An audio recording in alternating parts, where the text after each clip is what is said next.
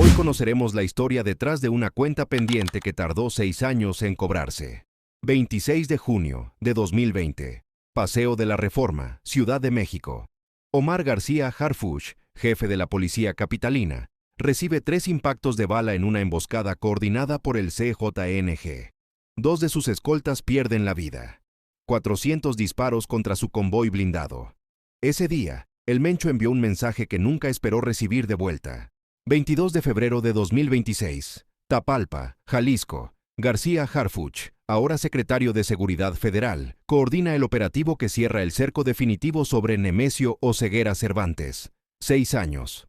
El mismo hombre, 2 momentos opuestos. Pero para entender por qué esa historia termina como termina, hay que entender algo que los titulares no cuentan. El Mencho empezó como policía.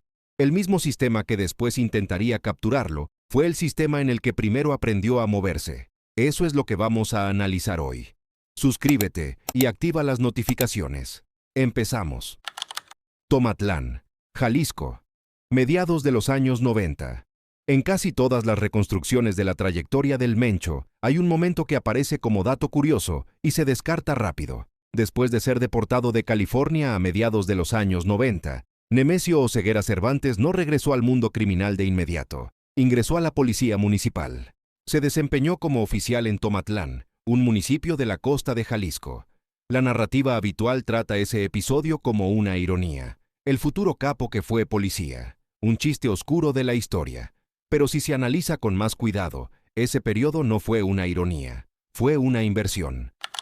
Un oficial de policía municipal en México, especialmente en zonas con presencia del crimen organizado, tiene acceso a información que desde afuera es imposible obtener. ¿Cómo se organizan los operativos? ¿Qué fuentes de inteligencia se usan? ¿Qué tan anticipado llega el aviso cuando hay un cateo?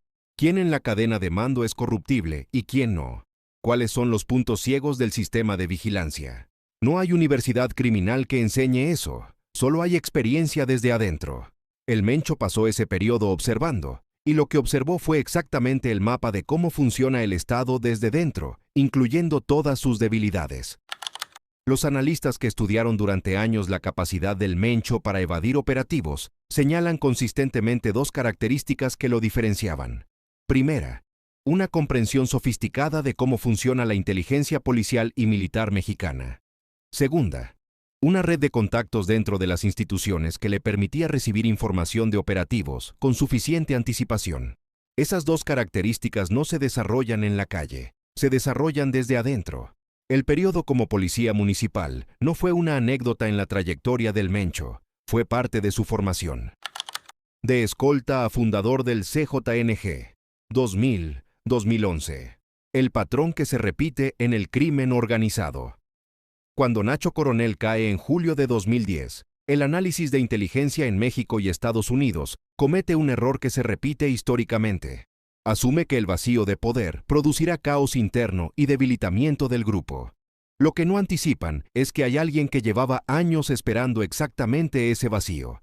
Nemesio Oseguera Cervantes había pasado una década moviéndose entre el entorno del Cártel del Milenio y la estructura de Nacho Coronel, aprendiendo, construyendo relaciones y posicionándose sin nunca ser el nombre más visible. Cuando el espacio se abre, ya tiene todo lo que necesita. Alianzas familiares con los González Valencia a través de su matrimonio con Rosalinda. Conocimiento operativo del tráfico de drogas éticas hacia Estados Unidos. Red de contactos dentro de instituciones construida durante su periodo como policía. Y la experiencia de la cárcel federal estadounidense, donde había entendido la escala del negocio internacional. El CJNG no nació discretamente. La primera acción pública de la organización, en septiembre de 2011 en Veracruz, fue deliberadamente diseñada para ser imposible de ignorar. 35 personas sin vida abandonadas en una avenida principal durante la hora de mayor tráfico. Una manta firmada. Esa no fue violencia descontrolada. Fue comunicación estratégica. El mensaje estaba dirigido a 3 audiencias simultáneas: las organizaciones rivales, las autoridades y la población civil. Y a las 3 les decía lo mismo: hay un nuevo poder en México y no tiene intención de operar en las sombras. El 1 de mayo de 2015 es el momento que más analistas citan como el punto de inflexión en la historia del CJNG. El ejército mexicano lanza la Operación Jalisco para capturar al Mencho. Es la primera vez que el Estado moviliza esa cantidad de recursos específicamente para él. La respuesta del cártel es la que nadie esperaba. Un helicóptero Cougar de la Fuerza Aérea Mexicana es derribado con un lanzacohetes tipo RPG sobre Villa Purificación. 9 elementos de las Fuerzas Armadas pierden la vida. Es la primera vez en la historia moderna del narcotráfico mexicano que una organización criminal derriba una aeronave militar. Ese mismo día, bloqueos en 25 municipios de Jalisco, autobuses y vehículos incendiados, medio estado paralizado. Lo que ese día establece, y que definiría la relación entre el CJNG y el Estado durante los siguientes 11 años, es una doctrina de disuasión. Atacar al Mencho tendría consecuencias que el Estado no estaba dispuesto a pagar. Durante años, esa doctrina funcionó. 26 de junio de 2020. La decisión que firmó el final del Mencho. El error de cálculo más grande. El 26 de junio de 2020. Ciudad de México. La decisión de ordenar el atentado contra Omar García Harfuch, en ese momento jefe de la policía capitalina, es posiblemente el error de cálculo más grande que el Mencho cometió en su carrera. No porque fallara operativamente. El atentado fue preciso. 400 disparos, 25 sicarios coordinados, vehículos de bloqueo, armamento de guerra en pleno paseo de la Reforma. El error fue estratégico. García Harfuch no era un operador anónimo dentro del sistema de seguridad mexicano. Era el jefe de la policía capitalina, pero más importante que el cargo era el perfil. Alguien con conocimiento profundo del funcionamiento interno del crimen organizado, con relaciones con las agencias de inteligencia estadounidenses y con la determinación específica de construir casos contra el CJNG. Atacarlo no eliminó una amenaza, la transformó en algo diferente, porque García Harfuch sobrevivió, y lo que no mata a un investigador con ese perfil, generalmente lo hace más peligroso. En la conferencia de prensa que García Harfuch dio desde el hospital, con vendajes visibles y tono directo, dijo algo que en ese momento pareció un comunicado más, pero que con retrospectiva suena diferente. Responsabilizó directamente al CJNG y al Mencho. No era la primera vez que las autoridades señalaban al cártel. Era la primera vez que el hombre señalado había sobrevivido a un intento directo de eliminación por parte de esa organización. Eso cambia la ecuación. Después del atentado, García Harfuch continuó ascendiendo dentro del aparato de seguridad mexicano. Cuando Claudia Sheinbaum asumió la presidencia en octubre de 2024, García Harfuch fue nombrado secretario de Seguridad y Protección Ciudadana a nivel federal. El mismo hombre que había sobrevivido el atentado de 2020, ahora tenía acceso a toda la inteligencia militar del país y acceso al Comando Norte de Estados Unidos, cuya cooperación con México en este periodo específico alcanzó niveles sin precedentes. La cuenta pendiente que el Mencho abrió en 2020 ahora tenía detrás a alguien con los recursos para cobrarla. 2022-2026. ¿Cómo se construyó el operativo que nadie esperaba tan pronto? Los Guacamaya Leaks como punto de partida. En octubre de 2022, un hackeo masivo a los servidores de la Secretaría de Defensa Nacional filtró miles de documentos militares internos.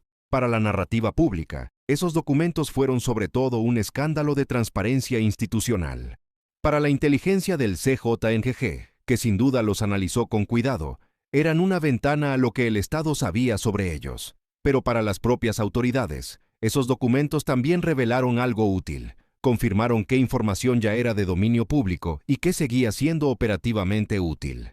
Entre la información filtrada aparecía el nombre de Guadalupe Moreno Carrillo como presunta pareja sentimental del Mencho. Ese detalle, que en 2022 parecía una pieza más de inteligencia filtrada, se convertiría en el hilo que años después llevaría al operativo de Tapalpa. En febrero de 2025, el gobierno de Trump designó al CJNG como organización terrorista extranjera. Esa designación no fue solo simbólica, cambió los mecanismos legales disponibles para la persecución, cambió el nivel de cooperación posible entre agencias estadounidenses y mexicanas, y cambió la presión diplomática sobre México para mostrar resultados. García Harfuch, con acceso al Comando Norte y a la inteligencia de agencias como la DEA y la NSA, tenía ahora herramientas que sus predecesores no habían tenido: la vigilancia satelital, los drones de altitud, la intercepción del espectro electromagnético y la paciencia de seguir durante meses a personas del círculo del Mencho hasta que el patrón revelara algo que los operativos anteriores no habían podido encontrar. El seguimiento a Guadalupe Moreno Carrillo, iniciado con la información de los Guacamaya Leaks de 2022, dio su resultado en febrero de 2026. El 14 de febrero, la inteligencia localizó movimientos inusuales en su entorno. El 20 de febrero, fue trasladada al Tapalpa Country Club en Jalisco. El 21 de febrero, ella salió del inmueble. El Mencho se quedó. García Harfuch dio la orden. No se esperó.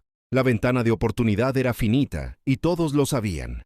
La madrugada del 22 de febrero, fuerzas especiales rodearon la zona. Lo que siguió ya es parte de los videos anteriores del canal. Lo que importa aquí es esto. El hombre que ordenó ese operativo era el mismo hombre que 6 años antes había sobrevivido 400 disparos en Paseo de la Reforma. La historia del Mencho y García Harfuch no es solo la historia de un criminal y el funcionario que lo encontró. Es la historia de dos hombres que entendieron el mismo sistema desde lados opuestos. El Mencho aprendió cómo funciona el Estado siendo parte de él, como policía municipal. García Harfuch aprendió cómo funciona el crimen organizado persiguiéndolo, y después sobreviviendo a su respuesta más directa. El Mencho usó ese conocimiento para construir la organización criminal más poderosa del hemisferio occidental. García Harfuch usó el suyo para cerrar el cerco que ningún operativo anterior había podido cerrar. La paradoja final es esta. Lo que le dio al Mencho su ventaja durante una década fue haber sido parte del sistema que después intentaría capturarlo. Y lo que le dio a García Harfuch su ventaja para encontrarlo fue haber sobrevivido al error de cálculo que el Mencho nunca debió cometer. La cuenta se abrió en 2020, en Paseo de la Reforma. Se cobró en 2026, en los bosques de Tapalpa. Y entre esos dos momentos, hay 6 años que explican por qué este operativo fue diferente a todos los anteriores. ¿Crees que sin el atentado de 2020 contra García Harfuch, el operativo de Tapalpa habría ocurrido de la misma forma? Cuéntanos en los comentarios. Si este video te dio un ángulo que no encontraste en ningún otro lado, dale al me gusta y compártelo. Suscríbete a La Historia Detrás del Crimen. Aquí ponemos contexto donde solo había titulares. Nos vemos en el siguiente.